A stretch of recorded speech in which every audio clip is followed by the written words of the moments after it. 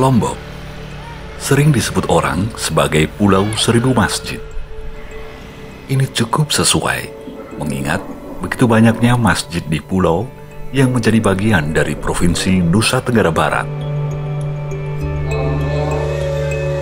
Setiap desa rata-rata mempunyai 2 masjid atau lebih.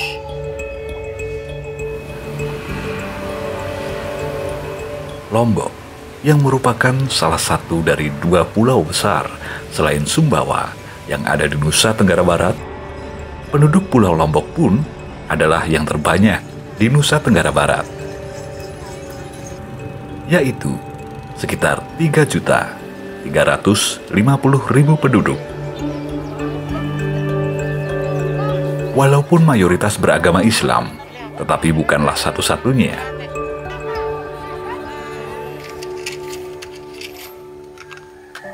Penduduk agama Hindu, Buddha, Kristen, Katolik, dan Konghucu juga tinggal di Pulau Lombok ini.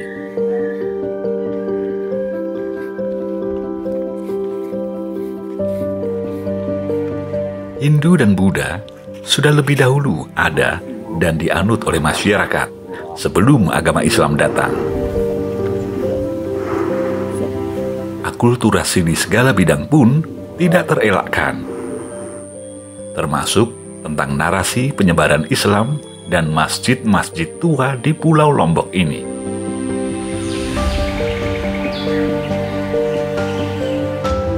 Akulturasi penyebaran Islam di Pulau Lombok terjadi bukanlah semata dalam bidang religi ataupun agama, tetapi juga dalam hal suku dan kebudayaan selain Lombok.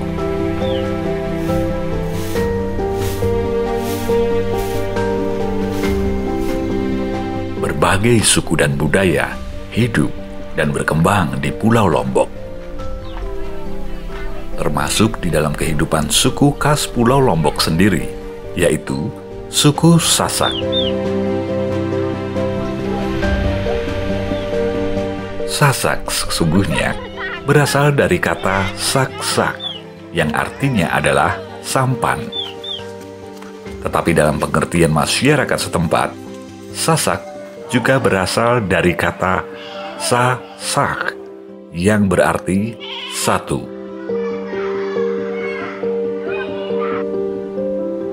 Dan Lombok yang juga mempunyai arti lurus, sehingga jika digabungkan artinya menjadi satu jalan yang lurus.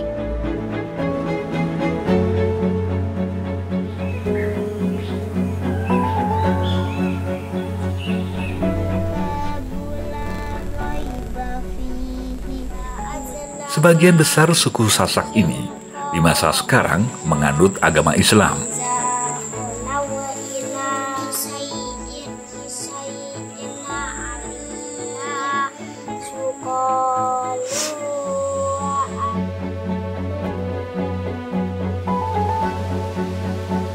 Semua sungai di bumi Sasak ini sebagian besar berhulu pada Gunung Rinjani, yang merupakan gunung tertinggi di Pulau Lombok, yaitu sekitar 3.726 meter di atas permukaan laut. Air ini pun menjadi sumber hidup suku Sasak. Mereka hidup dan berkembang mengelilingi Gunung Rinjani.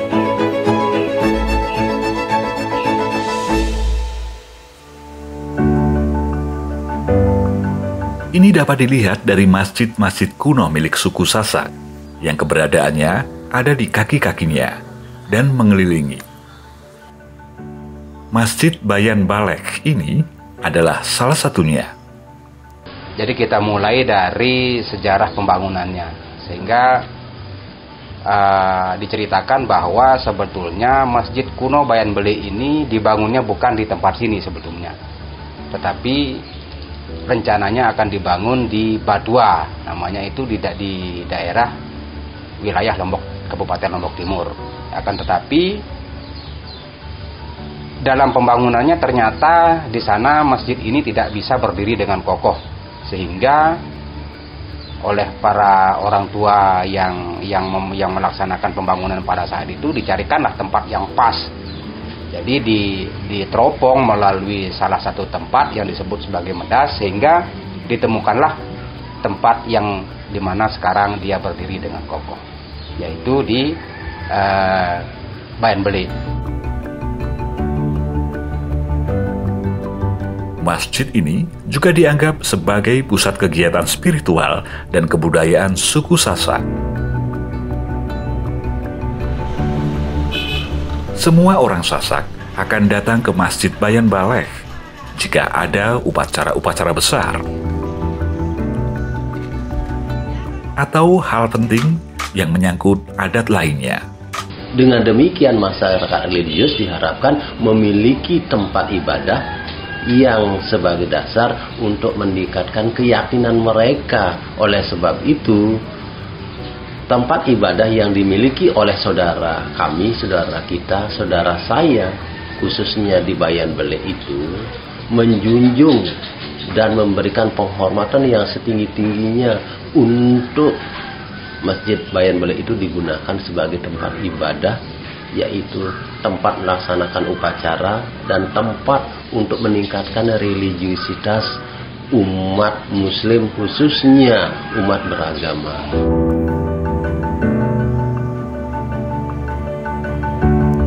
Walaupun Masjid Bayan Baleh dianggap sebagai pusat segala kegiatan keagamaan dan budaya masyarakat Sasak Lombok yang beragama Islam, tetapi yang diperbolehkan bersembahyang di sini hanyalah pemuka agama dan tetua-tetua adat suku Sasak saja. Masyarakat umum disediakan masjid tersendiri untuk bersembahyang.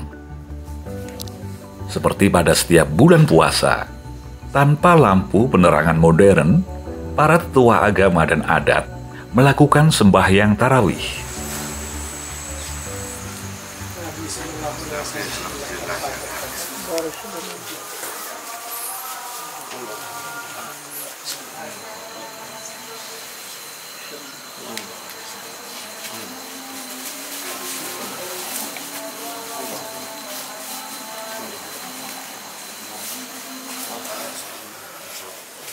Subuhun kudusun Rabbul Nawar Rabbul Nakadaru Sallu ala Nabi Muhammadin lil Mustafa.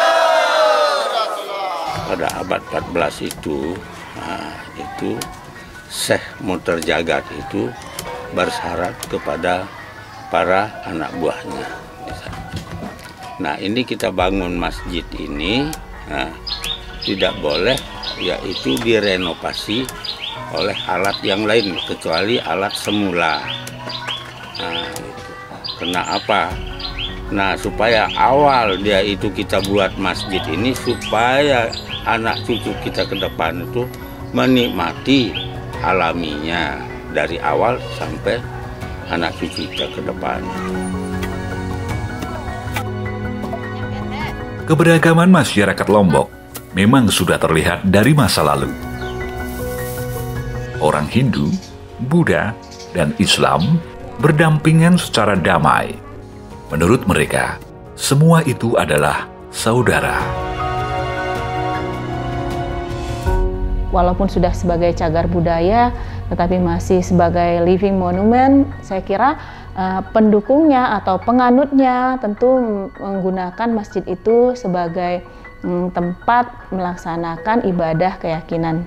Dalam hal ini tentunya masyarakat Islam. Nah, untuk masyarakat yang lainnya seperti apa? Nah, ini dibutuhkan toleransi tentunya. Ketika misalnya itu sudah kesepakatan masyarakat ya sebagai ibadah umat Islam, maka tentunya toleransi itu sangat penting dibutuhkan. Makanya aspek lain mengapa kita perlu melakukan pendokumentasian ini, balik lagi juga kita untuk menjaga toleransi atau keberagaman. Selain suku Sasak, orang-orang Taliwang ikut mewarnai sejarah Islam di Pulau Lombok ini. Menurut sejarah tutur orang-orang yang tinggal di kampung Taliwang, kisah orang-orang Taliwang dimulai pada sekitar abad 17. Yang kala itu, ada sekitar 40 prajurit pilihan Raja Sumbawa dari kerajaan Taliwang yang dikirimkan sebagai pasukan penengah. antara Raja Anak Agung dari Kerajaan Karangasem Bali dengan kedatuan-kedatuan yang ada di Lombok.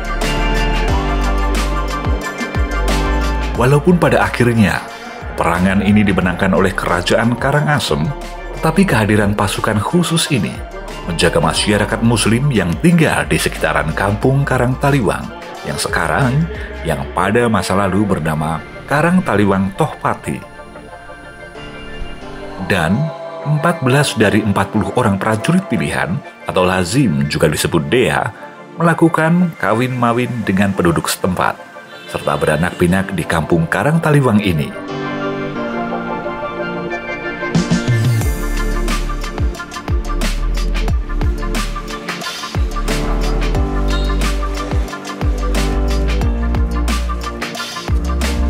Masjid di Kampung Karang Taliwang yang tertua dibangun abad 17 oleh Dea Guru Ahmad, salah satu dea yang dikirim oleh Raja Taliwang. Dan sekarang, masjid ini pun sudah dirombak total dan hanya tersisa makam-makam tua saja.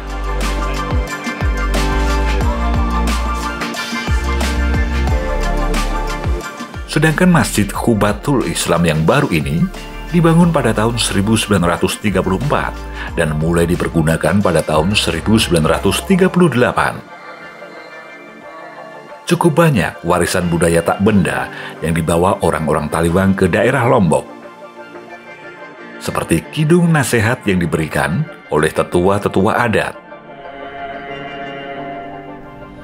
Selain itu, ada juga kuliner ayam Taliwang.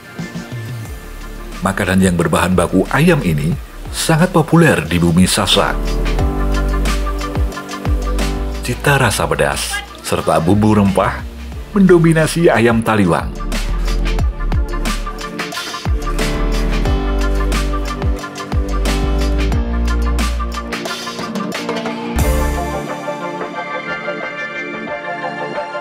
Jejak keturunan Bugis juga terdapat pada perkembangan Islam di Lombok. Adalah Masjid Raden Anji yang terletak di Lombok Timur. Tercatat pada dokumen Kementerian Agama, masjid ini berdiri pada tahun 1916. Walaupun tahun berdirinya relatif muda dibandingkan dengan Masjid kuno Bayan Balek, tetapi masjid ini mempunyai nilai sejarah yang tak kalah pentingnya. Masjid yang sekarang bernama Masjid Raden Anji Ma'ara adalah masjid yang secara politis diakui keberadaannya oleh pemerintah Belanda pada saat itu. Jejak-jejak Belanda pun tercermin di dalam beberapa bangunan yang mempunyai arsitektur dari negeri kincir angin tersebut.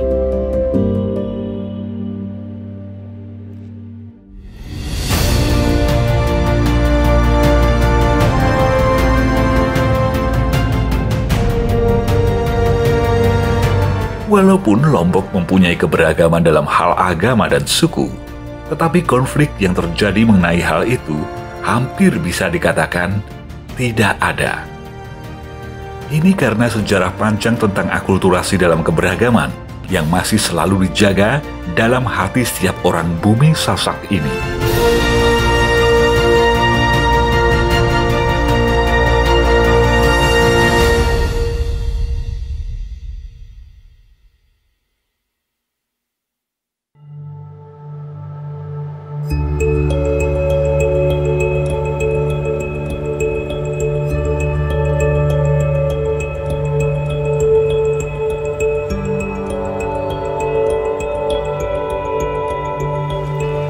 Di Masjid Tua Keraton Ternate, tidak setiap Jumat orang melakukan sembahyang Jumat.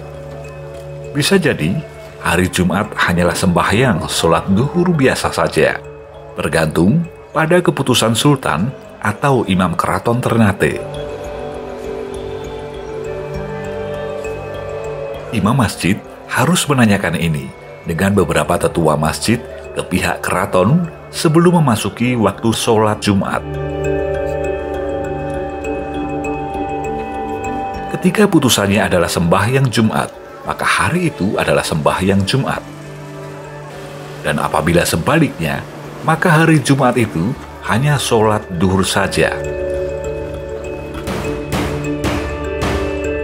Selain itu, beduk pun dipukul secara terus-menerus 1 jam menjelang masuk ke sholat Jumat.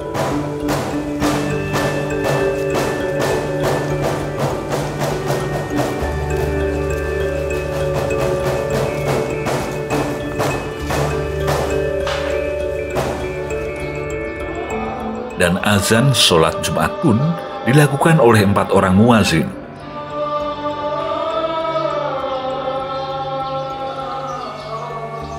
Selain itu, orang wanita tidak diperbolehkan untuk masuk ke dalam masjid, dan para laki-laki yang bersembahyang di masjid wajib hukumnya untuk mengenakan celana panjang dan kopiah atau peci. Tidak diperkenankan untuk memakai sarung.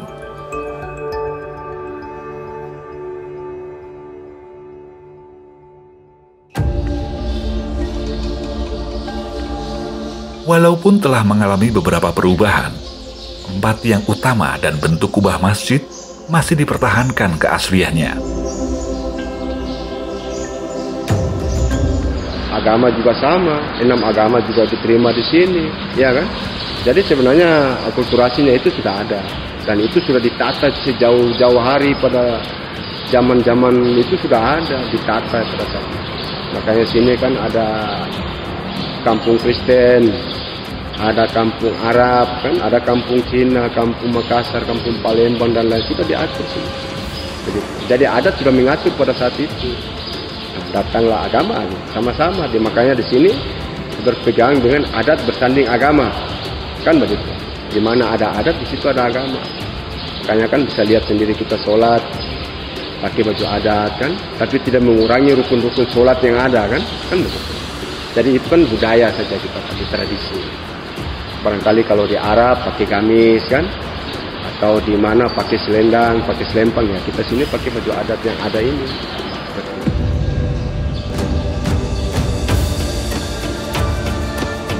Di Maluku Utara ini, secara sosiopolitik, Masjid Tua Kesultanan Ternate memegang peranan penting apabila dibandingkan dengan masjid-masjid tua yang lainnya.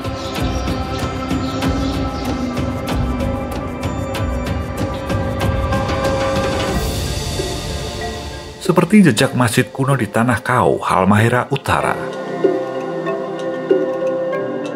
Walaupun jejak-jejaknya nyata, seperti adanya makam Syekh Al-Mansur sebagai salah satu penyebar agama Islam pertama di Maluku Utara, tetapi keberadaannya tidaklah sepopuler Masjid Kesultanan Ternate.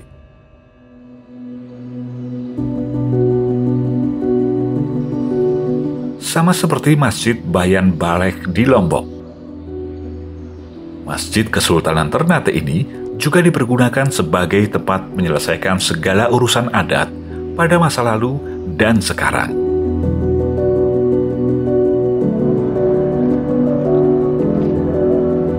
Beberapa tradisi ada di hari-hari besar umat Islam pun juga masih dipertahankan keberadaannya. Ela-ela adalah salah satunya.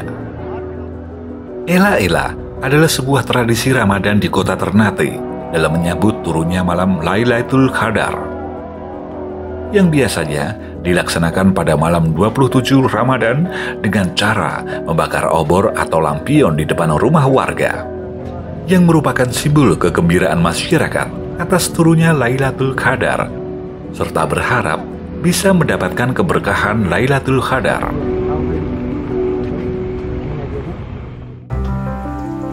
Selain itu, warisan budaya tak benda dalam bentuk kuliner juga terdapat dalam kehidupan masyarakatnya, seperti papoda. Makanan yang terbuat dari bahan sagu yang biasanya disantap bersama ikan.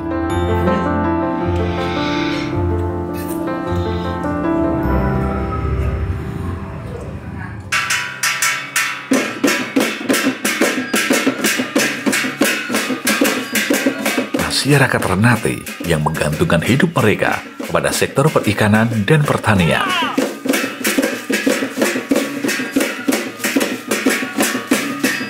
Hubungan terbuka dengan pihak luar sejak masa lalu membuat masyarakat Maluku Utara mempunyai warisan budaya tak benda yang beragam.